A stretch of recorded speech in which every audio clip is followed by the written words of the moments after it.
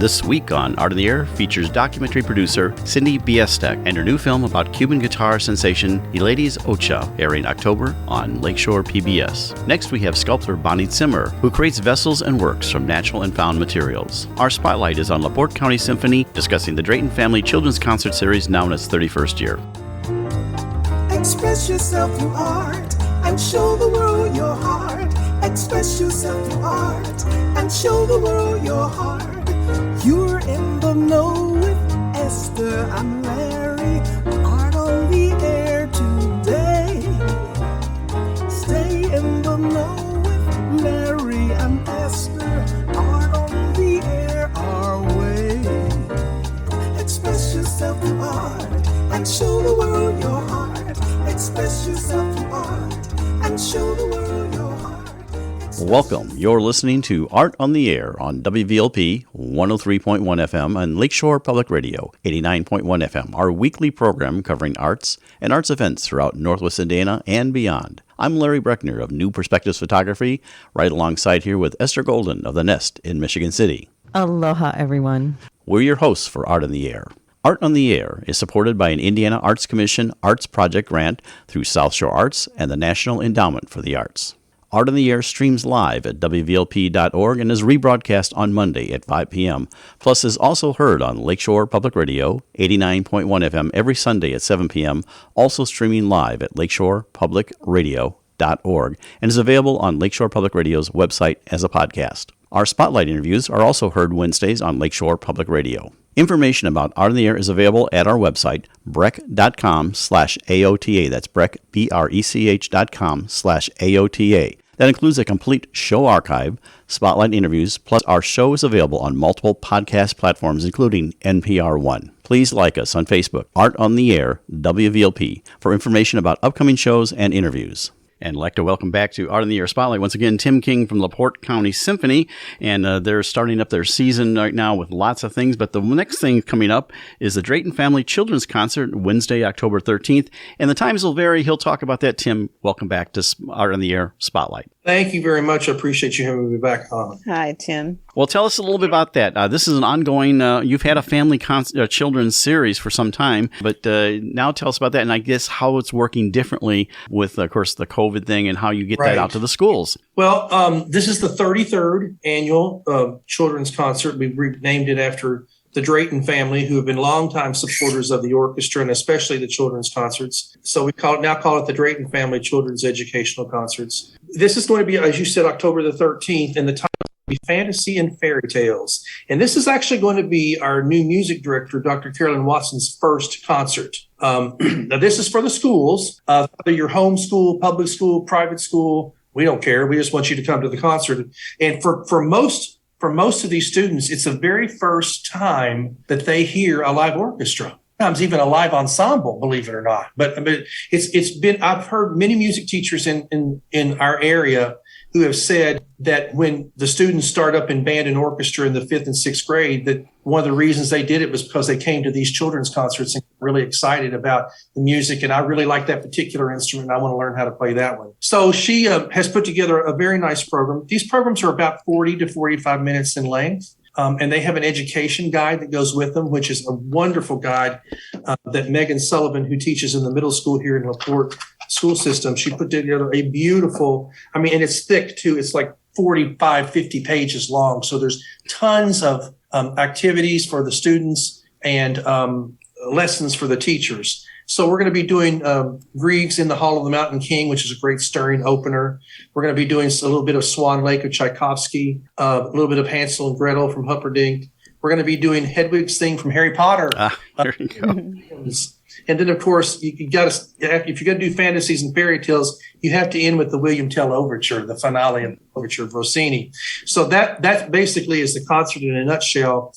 And so we offer this to schools, homeschool, whatever. If anyone is interested, they certainly can call the orchestra office at 219-362-9020 and can attend. And the other good thing is it's $1 per student. Wow. $1 per What a bargain. It started 33 years ago, $1. Yeah. It's still $1 after 33 years. And we're very committed. The Healthcare Foundation of LaPorte is our huge sponsor.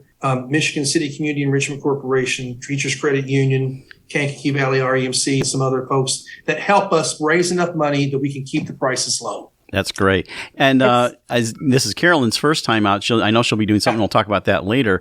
But the children's concerts, does there a thing for general ed in that material too? Like if a general ed teacher wanted to deal with some of that stuff? There are items that the general ed teacher, the general elementary teacher, it's basically what we gear these concerts for really grades 3 through 5. Right. We have some second graders. We do have some sixth graders, but it's basically for grades 3 through 5. And yes, if you were an elementary teacher, there are obviously some items that you couldn't do, but there are some things in there that a regular classroom teacher could take advantage of for sure. Now, Carolyn Watson is making her debut actually with this, but actually her debut with the regular orchestra season is on November 13th. Tell us about that. It's going to be, it sounds like a fun concert. Well, she's put together a really nice program, a jazzy American salute. It's all American composers. So we're doing 3 dances on the town of Leonard Bernstein.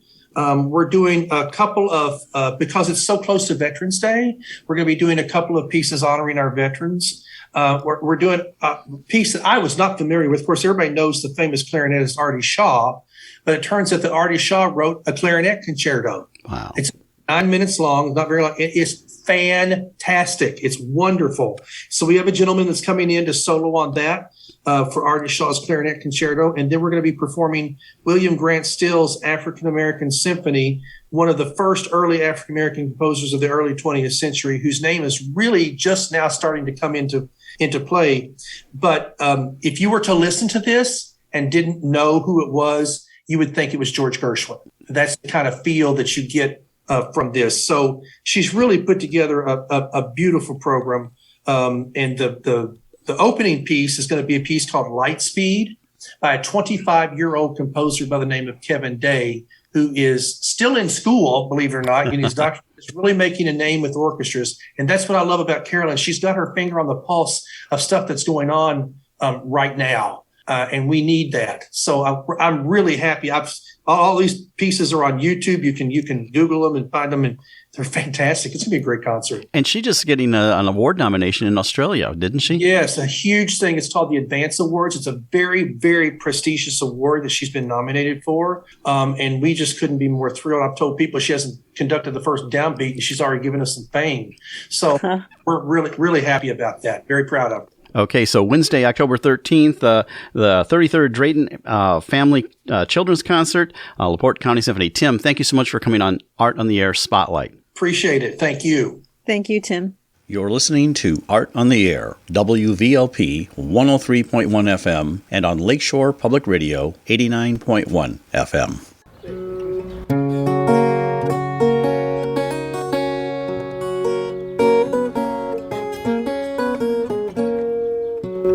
Say that he, to me and maybe to a lot of people, he is the Cuban Johnny Cash. From Santiago de Cuba, from Buena Vista Social Club, el captain, the Afro-Cuban Airlines, compadres, Eliades Ochoa.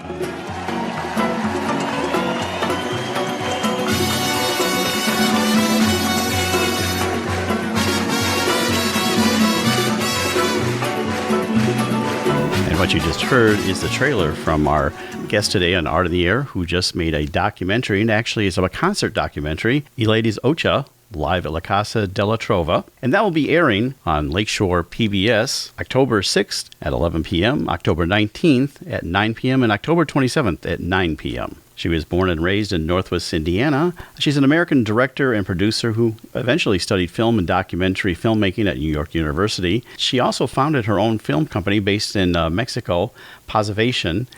She also previously made the documentary The Kings of the Cuban Sun in 2009, telling the story of the music of the Santiago de Cuba supergroup, and they also won several Latin Grammys. Please welcome to Art on the Air, Cynthia Biestek. Thank you so much. Aloha. Well, tell us a little bit about yourself and your story about where you went to college and just how you got from where you were to where you are now. Went away to college, to a small women's college in Fulton, Missouri, 4-year liberal arts small women's college. And after that, I couldn't wait to hit the big city, so followed a dream and moved to San Francisco, where I worked for the executive training program for a big department store. And because my background was business and retailing, and I had a grandmother that lived in the suburbs of San Francisco. And so we would visit her in the summers. And of course, you fall in love with the whole Bay Area. So I did that, stayed there 2 or 3 years, and then followed another dream, as I do, of going to Europe back in the day where you could buy a Eurail pass for like $300 for 3 months. So did that in the 70s and then settled down Northwest Indiana and married the love of my life back in those days and settled Northwest Indiana. And then his job took us to Houston. That relationship, unfortunately, ended in Houston after many years, but went ahead, life goes on, went ahead and lived in Boise, Idaho, where I had a younger brother, and then moved around to New Orleans doing some business, and then out to New Jersey. That's where actually the film part of my life started, was that move to New Jersey doing some business there and wondering what I was going to do that summer. So what I did was pick up a big schedule from the continuing ed program at New York University. And that I found what I thought would be interesting just for the summer to take a film course, a video course. And I did that. We were filming on the streets in New York, and it was just fun. And so I went ahead and took the Video 2 course. And then I thought, gee, then I saw that they were offering a documentary class. And that was the third class I took. And bingo, I thought, this is it. I'm going to change course of my life. I'm going to go make documentary films. And so that's what happened at that part. Then just from then on, looked at some programs of offering video programs. And this college on the East Coast is actually for photography, very well known. They were offering a video workshop in Havana, Cuba.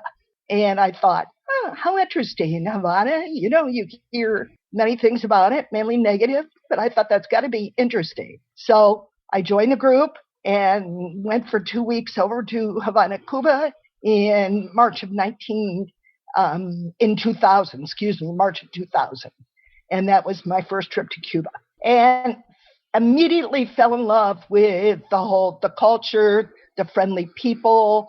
The music was on every corner. Anybody that's been to Cuba knows the rum is flowing, all over the music. Just the culture seems so rich. I remember one memory that stuck out was my first taxi driver. He spoke like 3 or 4 languages. And I thought, wow, this is a very educated society, which it really is. And so that was in 2000. And then I returned in 2003 with another group from San Francisco, which was from Global Exchange. They're a human rights group. They were offering a bus trip across the island where you started in Havana in the western part, and you went all the way to the eastern part, and you followed the different steps of the revolution. And I found that extremely romantic. Again, going to Cuba, for the music and the whole thing. So I did that in the fall of 2003. And that tour ended up in the second largest city of Santiago de Cuba, which is the most Afro-Caribbean of the cities. And it's very close to Jamaica's to the south. Guantanamo's just 70 miles. And then across from there would be Haiti. So you're in a very different feeling than you get in Havana. And anyway, that evening, we were only there for one night in the famous La Casa de la Trova. I saw a sign that the Eliades Ochoa from the famous group Buena Vista Social Club was playing that evening. So I got my group together and, try to have enthusiasm with them. And we did go. We were late, so we didn't get seats very close, but we did get to see the show with the famous Eliades Ochoa, who I had seen previous to that, like 3 years before that, when the film came out in 1996. For those who don't know who Eliades is, he's world famous for his black hat, cowboy hat, black boots, but Stetson. he was the head singer and guitar player of that group of the old musicians that got together. He was one of the younger of that group. So, like I say, I had seen the film. I loved it. The story was just wonderful, how they got these old Cuban musicians that were all but forgotten together, and they formed this group. No one ever dreamed that it would be a worldwide sensation. And that's what really put the Cuban traditional music back, on the map, back in 1996 to 2000. So I kind of hit that right after the boom of that documentary.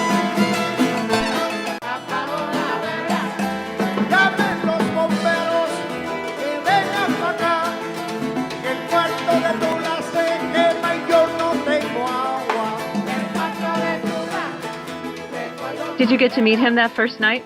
No, the place was packed.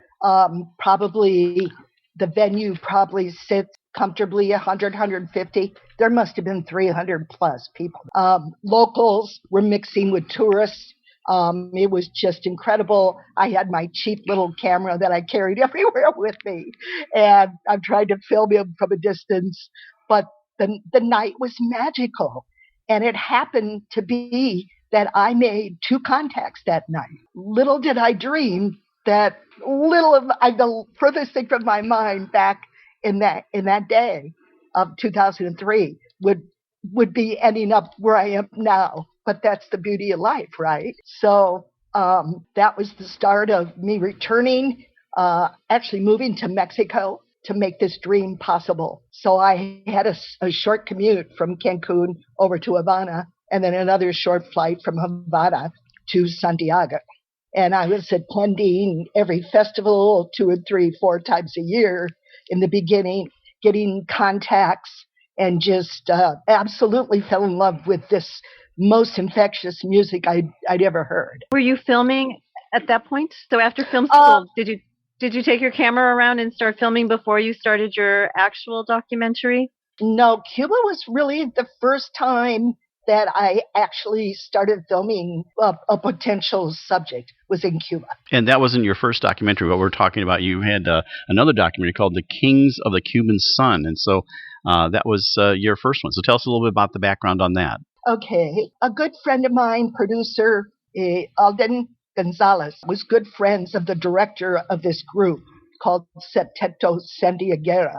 And at the time, back in, when did I do that? 2009? Yeah. That group was not very well known outside of Santiago, but very well known for their energy, and their music was different from all the other wonderful groups. I mean, one group is as wonderful in Cuba as the next, but this one really stood out. He was looking for potential investors to make a documentary about this group because he felt that it was really a strong group. He was manager, of course, and I, of course, got wind of it. He told me, and he was at the time speaking with an Australian producer who was interested in Cuban music. And so long story short, the investment was, I think, $20,000 at the time, which seemed like a lot. But I thought, well, my brother said, hey, if you could afford it, do it. It's a good experience. So anyway, took the savings and went back and forth again, going from Mexico, making that pretty easy to do. And we started filming the background of this group and going to the different homes and meeting their family and talking to them about their experiences. And the film ended up being seen unfortunately not. We showed it in different festivals in Cuba and I think a few around Latin America, but it didn't go, PBS or anything like that. But this group ended up being phenomenal. They have 2 Latin Grammys and a Grammy nomination, which is unbelievable for a small group from Santiago de Cuba. Havana groups are the ones that usually get nominated for Grammys and things like that. So it was exciting. I've got the only documentary. We probably should, if I ever wanted to really put it in festivals, it needs to be re-edited. It's quite long, But that was the start. And it was almost one of the thrills of my life to be involved with the Cubans and be involved with the music and just be part of it. I assume you have a mastery of Spanish with all this contact in Mexico and Cuba. The Cuban Spanish is very different from your regular Spanish from Spain, of course, being the mother country, very different from Mexico, where I've lived the past 20 years. It's especially in the eastern part of Cuba, it's more Afro. It's got the Afro because of the influence of the African coming to that part. So I use that as an excuse. If my Spanish was probably excellent, I wouldn't have a hard time. I get my point across, but the Cubans, being very honest, the Cubans are so well educated.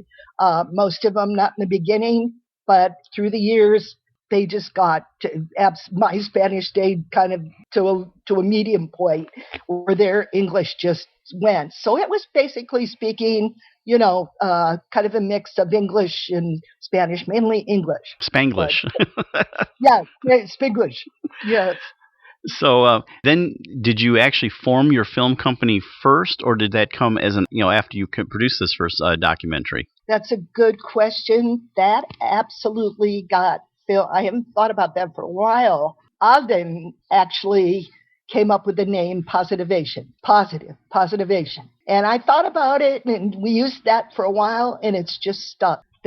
So that came just about the time that I produced this first document, Los Reyes del Son, the Kings of the Cuban Zone. Now, do you have a regular crew, or is it, obviously you kind of did the first one sort of as a put together, but do you have regular people that you work with for all your cinematography and editing and sound editing and all that? Yes, I do have crew, mainly the people that I've worked with most of the time over the years has been the crew from Santiago, because that was the emphasis. That was where I fell in love with the music back that first night when I saw Eliades. And then we did do some filming in Havana for the documentary that premiered on PBS last year called Eliades Ochoa, From Cuba to the World. We did do quite a bit of filming in and around Havana. That's where he lives now, from Santiago to Havana. So which documentary did I read was 4 years from beginning to end? And so does the crew stay with you, or does it change? And I was so intrigued by going to the 4 different countries to tell the story. So if you could describe that experience, please. Yes. I was seeing Eliades on a regular basis. Regular is when I was there, mainly during the Trova Festival, which is always in March. He was, at the time, not traveling so much with Buena Vista. So he was the head of the musical group, the musician group. So he planned this wonderful Casa de la Trova Festival every March that I would go. And that's where we did a lot of our filming. And then from there, we would interview different troubadours, things like that. But I told my co-producer that my goal was to interview Eliades Ochoa. That was my goal. I had seen him on the big screen. I wanted to do that for some kind of documentary that we were working on. Not so much about him was our idea, but we wanted to make a documentary about this special place, La Cuna del Son, which means the birthplace of the son music, which I'll get into that in a little while.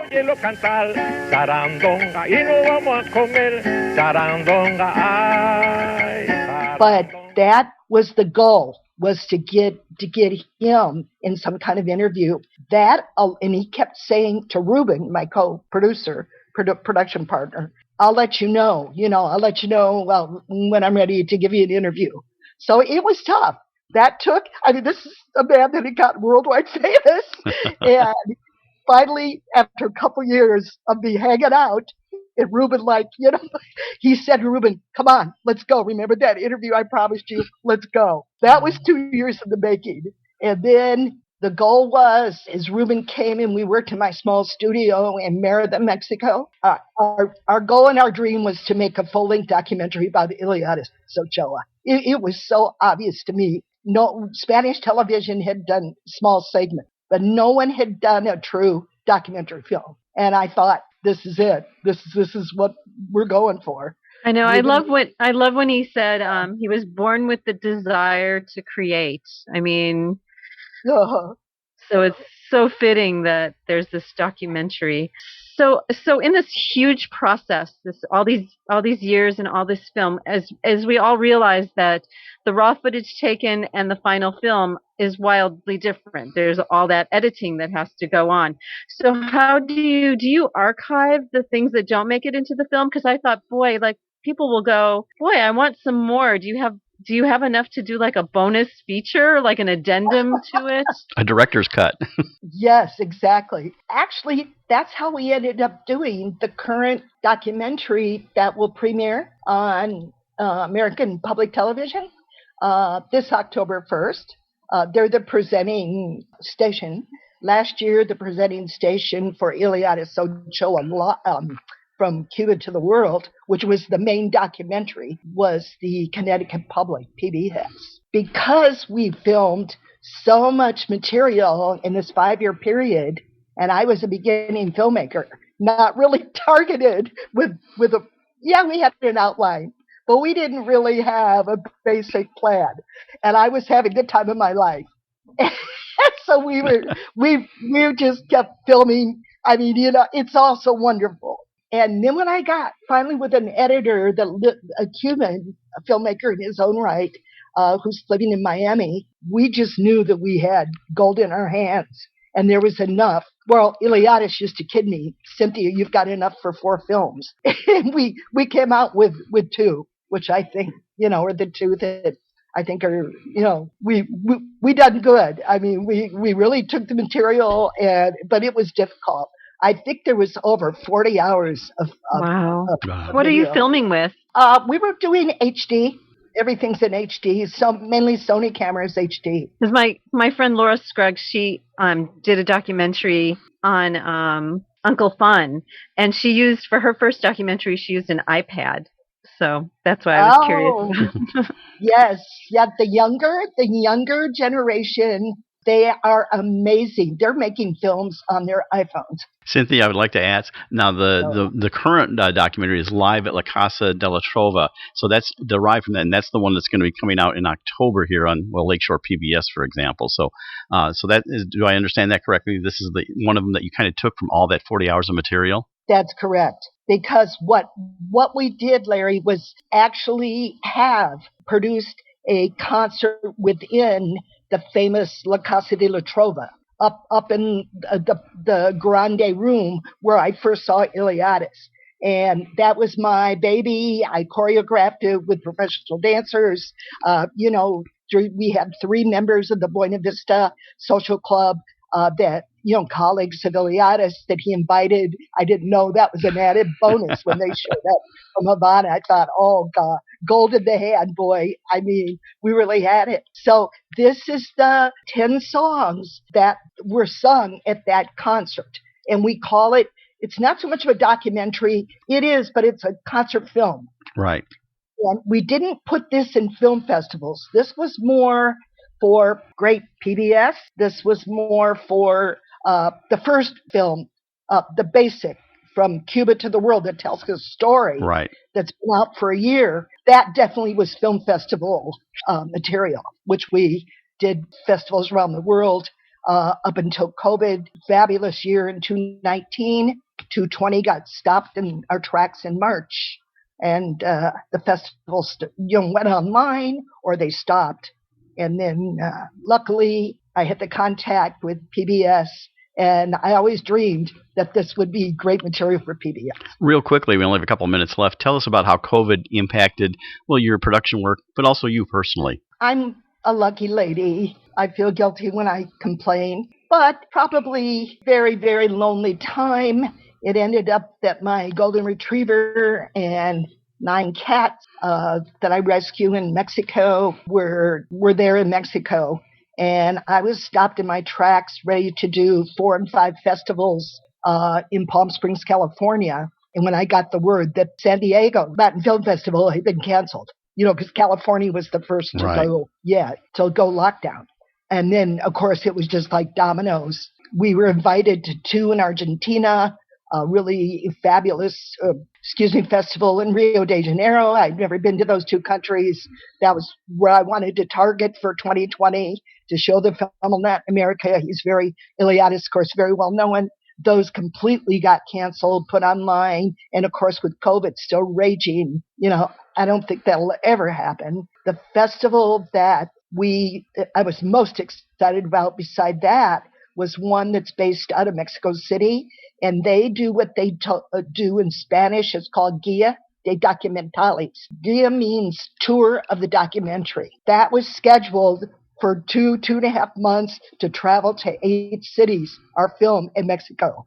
I was thrilled. I was busy, but I was definitely going to go to the one in Mexico City, another one in Veracruz, and just because Eliades lived in Mexico City. And the film had not been shown there at that point. And to this day, it still hasn't. That's the killer. Well, how does that change? I guess. I want to contact this group and say, please give it another go. COVID outdoors even. Yeah, exactly. Try to get it shown somewhere because it's been around the world. But in Mexico, where I live, in Eliades' backyard, it really hasn't been widely seen. And, it's funny. The world is, crazy. Well, Cynthia, we do have to wrap up here. So quickly tell us about when the film is going to be seen on Lakeshore PBS and your contact information, how they can find out about that. Okay. The documentary is going to be showing, I think you said, Larry, 3 different times in October. October 6th at 11, October 19th at 9 p.m., and October 27th at 9 p.m. on Lakeshore PBS. Yes. And I do have a website, would be Positivation Films. And I do have one that's particularly for the Eliades Ochoa From Cuba to the World, which has lots of great information, would be EliadesOchoaMovie.com. Well, we appreciate you coming on Art in the Air from Crown Point, Indiana, though also a world traveler, Cynthia Biestek, filmmaker, producer, and you can see her work there on Lakeshore PBS. Cynthia, thank you so much for sharing your story on Art on the Air. Yeah, congratulations. Thank you so much. You're listening to Art on the Air, WVLP 103.1 FM, and on Lakeshore Public Radio 89.1 FM. And we'd like to welcome to Art in the Air. She's taught art and made art for over 40 years at all levels in a wide range of media. Recently retired in 2016 as an associate professor of art and chair of the art department at St. Joseph College in Rensselaer, where she taught since 1999. And since retiring from teaching, she revels in the luxury of being able to spend time creating.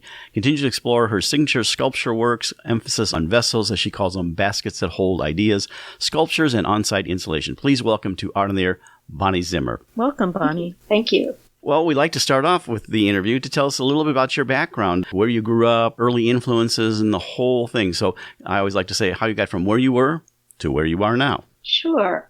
Well, I was very fortunate to grow up in rural Northwest Indiana in the town of Wheatfield on my family's farm. And I played outdoors with my younger sister, Lana, all summer long. We would play in the woods. We would wade in the ditch bank, pick flowers. One of our favorite things was to rake up pine needle floor plans into architectural structures out in the woods.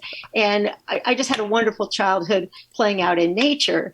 Now, little did I know at that time that those early nature experiences would embed themselves in my artist soul and would actually inform the work that I do today. But moving on, I have always been a maker. I learned to knit and sew when I was age 10. I was making Barbie clothes on my grandma's treadle sewing machine that was a blast. I didn't really like Barbie, but I loved making the clothes.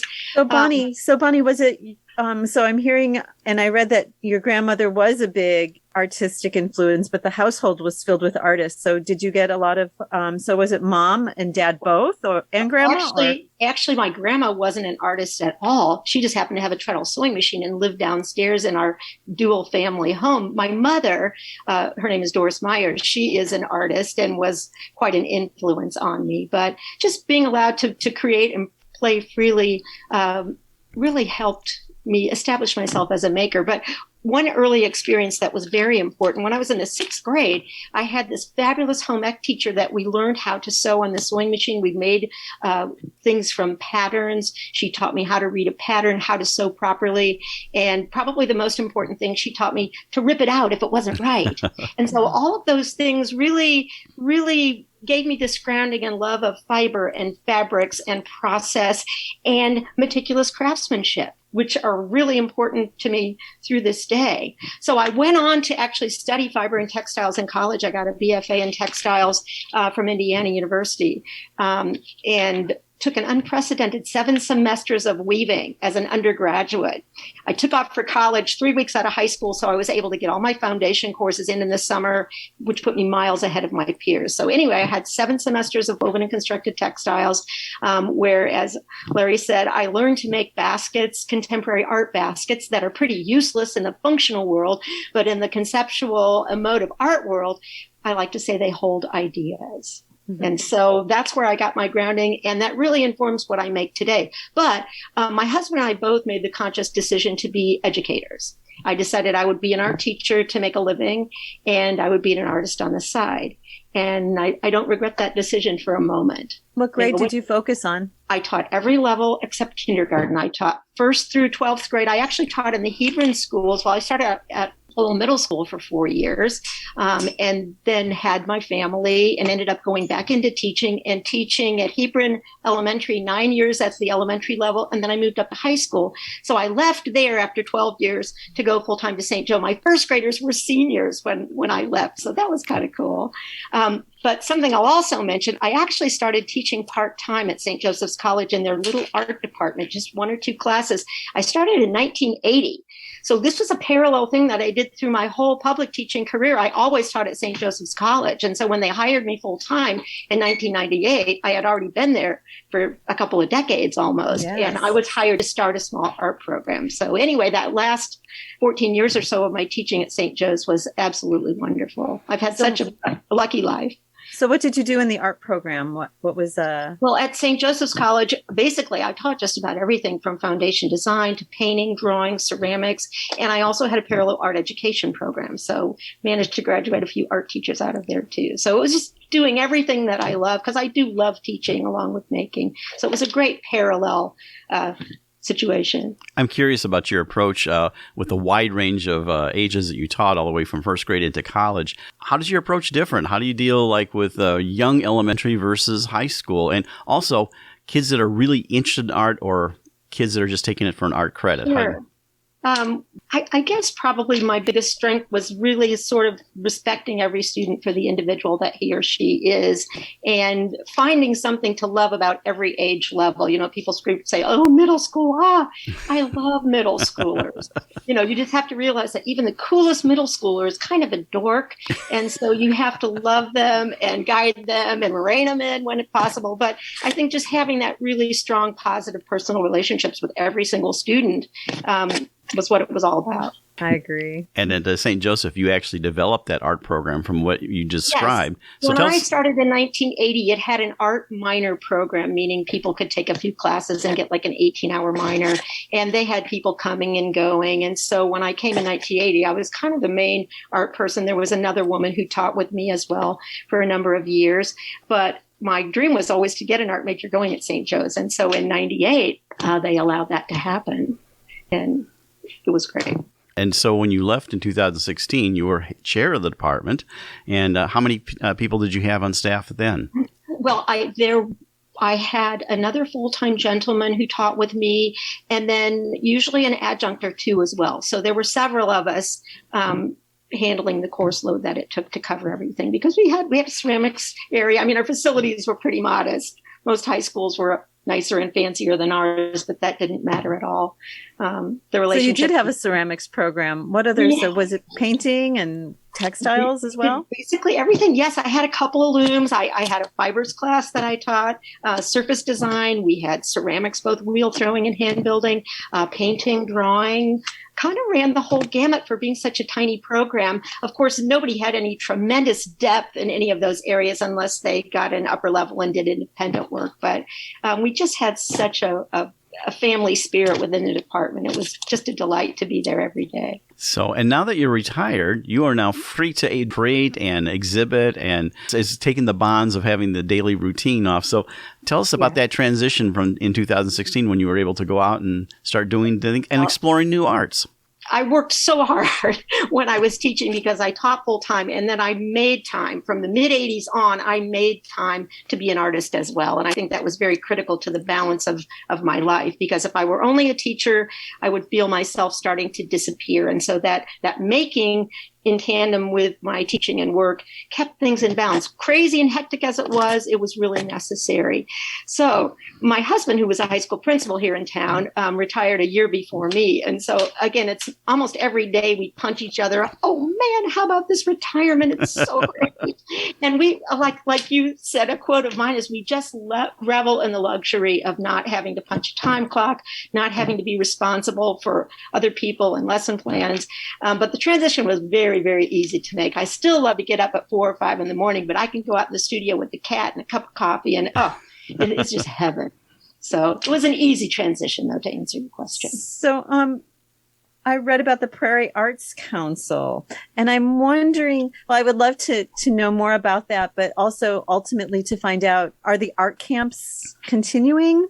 I know you left with like this, to be continued. So yes. Well, Prairie Arts Council, which I hadn't mentioned before, is another one of my life passions. In the early 90s, I was part of a small group that wanted to have arts in our small rural community. And so you got to put your money where your mouth is. So that was another piece of the pie of my life that I devoted a lot of volunteer time to, helping to found it. And then I founded Art Camp, and it grew into a huge, intensive week-long summer workshop. But I had done it for, I think, 25 years. And I said, I'm done. I just have to be done. And I tried to mentor and train other people to do it.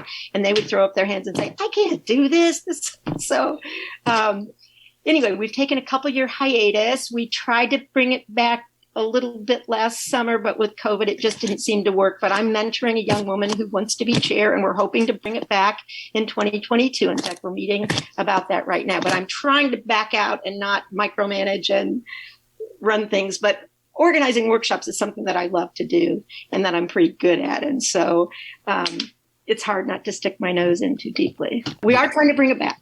While you brought up COVID, why don't you tell us a little about, just as a moment before we continue to talk about your art, how that's affected you both personally and your art and exhibiting? Well, in terms of my art, I had a solo show for last fall, September of 2020, scheduled a show called A Show of Hands, which I might talk more about in a minute. And it didn't seem to be coming off the docket. So when everything shut down in mid to late March, I actually sewed masks for 3 solid months. I would get up in the morning and I would sew masks for 8 hours a day. I would send them out to friends. I would sell them. It was just this crazy driven mission that I felt like it was something that I could control because I couldn't control anything else. So I would make masks all day. Well, Bill would be doing crosswords and we'd meet for lunch in the living room. But then I realized, oh, wow, Show of Hands is coming up here pretty soon. So I kicked into gear, and it was so strange. This muse just dropped upon me, and I created all of these wonderful, interesting sculptures and textiles and all sorts of things that had a hand in it. The theme of the show was Show of Hands. So let's see, back to answer your question, the Show of Hands ended up being kind of a testimony to surviving COVID. As a senior citizen, it was sort of like every hand in the show was like me raising my hand saying, present, I'm still here, COVID, haha. And we had a reception in September. Everybody came masked. And so really, it did not affect me other than I had to stay home all the time, which I actually really enjoyed. I tend to want to spread myself too thin anyway. And so having to stay home was a pleasure. And you still live on a farm, correct? Yes. Bill and I have an old farmhouse on 20 acres, and he built me a giant pole barn when I retired. So I have a place for all my stuff.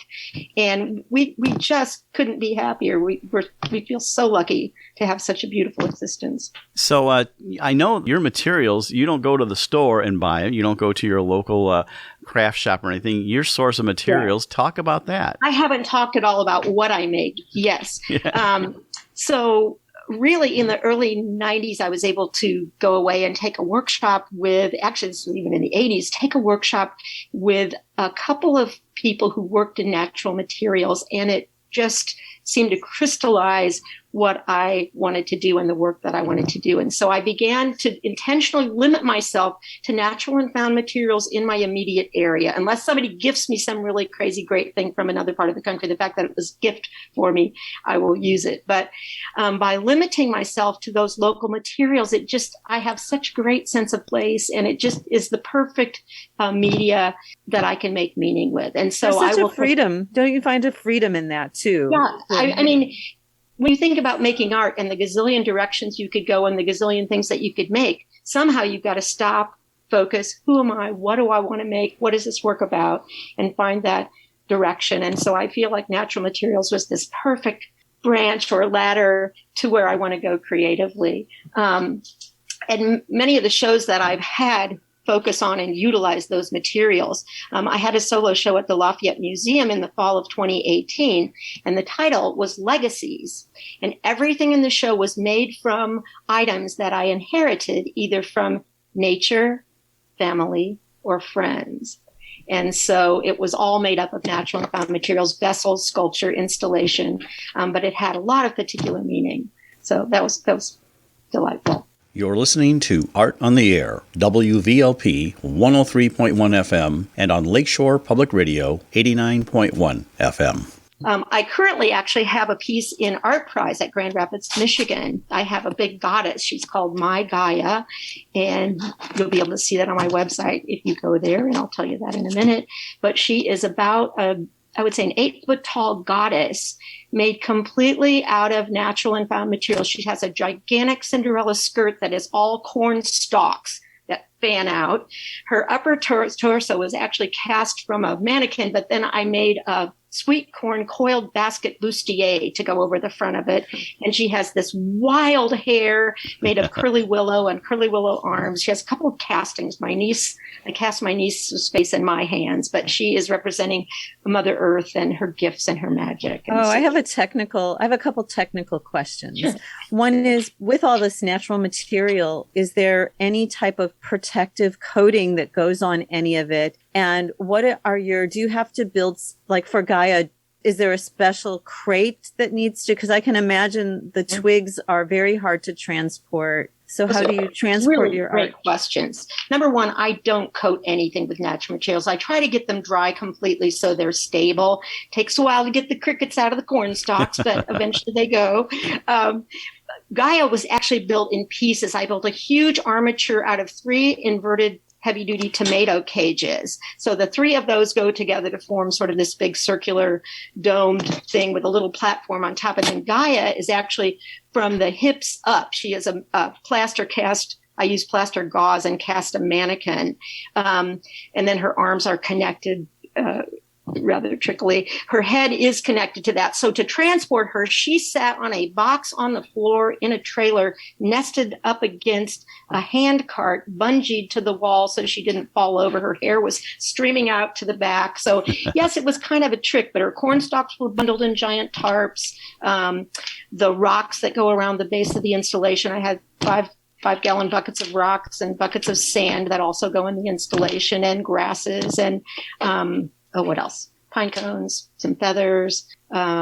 Stones. I remember seeing those. It is a temporary installation, though. And where's she at right now? She is currently in Grand Rapids, Michigan at Art Prize, which is the spectacular 18-day international art festival all over the city of Grand Rapids. It's a 3-square-mile area of art. There are literally hundreds of artists and hundreds of venues.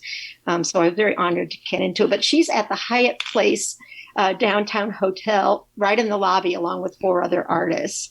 And I'm just so thrilled to be there. It's my first time. If you go to artprize.org, you can see information about it. There's a video on it. It's been going on since 2009, and it has grown into the largest art festival of its kind in the world. An energy about art there. Yeah, it's fabulous. You think you'd find a permanent home for her, like in a museum or something somewhere? No, no, she's just too jerry-rigged to be anything permanent. I would have to do some real serious connections and stabilizing of things. Plus, the ethereal nature of those natural materials. Those corn stalks are going to continue to degrade over the years.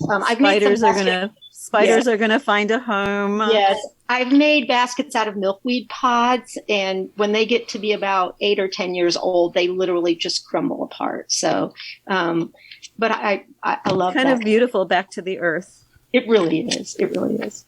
So what projects are you looking forward to? Have you had something that you're looking forward to making or creating? What's on the horizon for you? Well, currently, I'm going to back up for a second. Currently, I have 2 sculptures in the salon show at South Shore Arts at Munster. I'm waiting to hear on the jury results of that. But one is a cookie piece called Dance Off that's made from kind of slingshot curly willow that I have drilled holes and warped in between and used dead iris leaves to weave in the gaps. And then I hooked 3 of them together, and it is the liveliest. It looks like 3 little girls dancing with their legs kicked up. And then I also have a bark vessel that is also called Dance 2 that has a very dynamic kind of inherent motion to it. So those 2 are there, and that show is opening October 3rd. 3rd, yes. So I'm excited for that. And then Art Prize, of course, is going on. And I was just invited to be in a new show, and I can't remember the title, that's going to be at the Midwest Museum of Art next spring, that deals with found materials. And so I'm very excited to revive a couple of my former directions. One is called Roadkill Dance Basket, that I do vessels out of tires, shredded tires that I find along the highway. So I'm kind of excited to bring those back, and the stories that those tires can evoke and tell, I think will be sort of fun. But I want to do a whole new set of found object, because the whole thing is about how evocative found materials are and how we can look at our world through that lens of things that have been thrown away and reclaimed. So do you add other unnatural materials to it? Like, do you add paint or anything to any of your pieces? My Gaia is rather interesting because she has a giant semicircular piece of flat metal that I found on the highway not even a month before I finished her up, and it became this beautiful headpiece. And then she has blue stem prairie grass and all sorts of native grasses tucked in her head around it. So it became this fabulous hat or headpiece. So I love to include found objects that relate to and work with the natural materials. And Gaia, I actually gold leaf her feet and her hands. So I wanted to elevate in our mind just the status of Mother Nature and the homage that we're paying. So you know how gold leaf, we just all get that. That's something very special. So I do mix up media and materials, but and to be in that natural realm, neutral in color. So Bonnie, tell us about one of the most unique found objects that you have, or donated, or something that you used in your art. Oh gosh, well, I've had quite a few interesting things. One of my favorite things was I came home and there was this big chunk of tire on my back step. And I found out that my friend from Japan, who had driven from Bloomington up to Rensselaer, had found it along the road and brought it to me as her special house gift. And I just thought that's about the best house gift I've ever had. So that big hunk of tire is pretty special, and it was incorporated into a piece. But Gaia's headpiece too. I mean, the spirits send me great things. I had another beautiful piece of rusty metal that I found for my hands show that looked like a mesa. Oh, and it was all rusty. Oh, you couldn't reproduce the beauty of that if I tried. And so it ended up being a mesa with little lead hands and turkey feathers and things tucked in around it. So those are 2 pretty special items. I saw an image of that. It is really, really wonderful. Your husband built you I guess I'll call it a she shed so you can work in. Is that correct? Well, it's pretty much a duo shed because he has all of his toys in there too. I don't really work out there, but because I do installation, I literally have shelves filled with bags of items, because each time I take an installation apart, if you can imagine, all sorts of rocks and acorns and old rusty wrenches and things laid out meticulously in a beautiful design on the floor in a circle. I call them my mandalas. All that stuff gets picked up and sorted back into its bag and gets put back on the shelf till I use it next time. So I consider that my treasured collection of one-of-a-kind items. Well, we asked you about what you're looking forward to. Is there any other found objects or materials that you would like to work with that you haven't? Yes. Welding. Learning to weld is on my bucket list because I really developed an affinity for metal. I didn't used to like the touch of it or anything. Now I love it. So I want to learn to weld and compete with those guys doing the outdoor stuff. I'd like to do some outdoor forms as well, but that's on my bucket list. I'm not sure when I'll get to that, but it's there. Have you done any art shows like art fairs and things like that with a booth? Yes. Yes, I forgot to mention that. So when I want to be serious, I make serious art that is, for the most part, conceptually based. But when I'm too lazy and I just want to play, I make a whole set of wearables. I do copper and beaded jewelry. I do eco-dyed clothing and scarves, also tie-dye and ice dye. And I have so much fun taking that to art fairs and selling that. I was in the Chesterton Art Fair this past summer for the first time, and that was very fun. And I think I saw you there. Well, real quickly, tell us how people can find out about you, websites, or social media, and things like that. The best place probably is my website, and it's simply bonniezimmer.com. And then that links pretty much to everything else. But I do post art things on Instagram, and it's just at Bonnie Zimmer Artist. And then Facebook, this is a tricky one, Bonnie Zimmer. So you almost can't Bonnie miss. is Bonnie. Correct. Right. Bonnie Zimmer, just like it sounds. Well, Bonnie, we appreciate you coming on. Art in the Air, that was Bonnie Zimmer. She's made art, taught art over 40 years, is creating art. She has so many ideas like baskets that hold sculptures and things. Thank you so much for coming on the show and sharing your art journey. Thank you for the opportunity, Larry. Nice Thank to you, meet Bonnie. you, Esther. You've been listening to Art in the Air, and we'd like to thank our guests this week on WVLP 103.1 FM and Lakeshore Public Radio 89.1 FM, our weekly program covering arts and arts events throughout Northwest Indiana and beyond. Art in the Air is heard every Friday at 11 a.m. and rebroadcast Monday at 5 p.m. on WVLP. Art in the Air streams live at WVLP.org and is rebroadcast on Monday at 5 p.m. Plus is also heard on Lakeshore Public Radio, 89.1 FM every Sunday at 7 p.m., also streaming live at lakeshorepublicradio.org and is available on Lakeshore Public Radio's website as a podcast. Our spotlight interviews are also heard Wednesdays on Lakeshore Public Radio. Thanks again to Greg Kovach, WVLP station manager, and Tom Maloney, vice president of radio operations for Lakeshore Public Radio. Our theme music is by Billy Foster with a vocal by Renee Foster. Art in the Air is supported by an Indiana Arts Commission Arts Project grant and the National Endowment for the Arts. Underwriters for Art in the Air, Walt Breidinger of Paragon Investments, and Marilyn Van, Arts Patron. Art in the Air is always looking for financial support. We'd like to thank our current supporters. If you're looking to support Art in the Air, Esther and I especially would invite you to become an underwriter of this program in particular. We have information on our website at breck.com/AOTA. You can find out support information there. So don't just be an Art on the Air listener. Become a supporter or underwriter in whatever amount you're able to do so we continue to bring you this great content and this great local programming. And like I say every week, don't give till it hurts.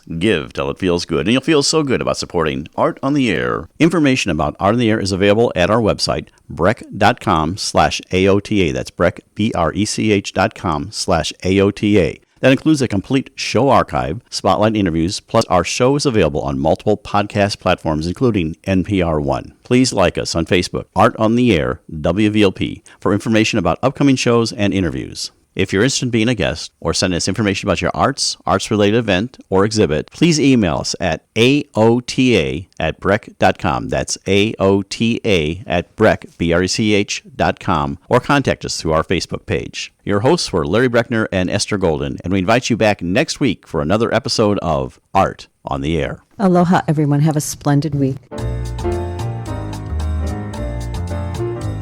Express yourself through art and show the world your heart. Express yourself through art and show the world your heart.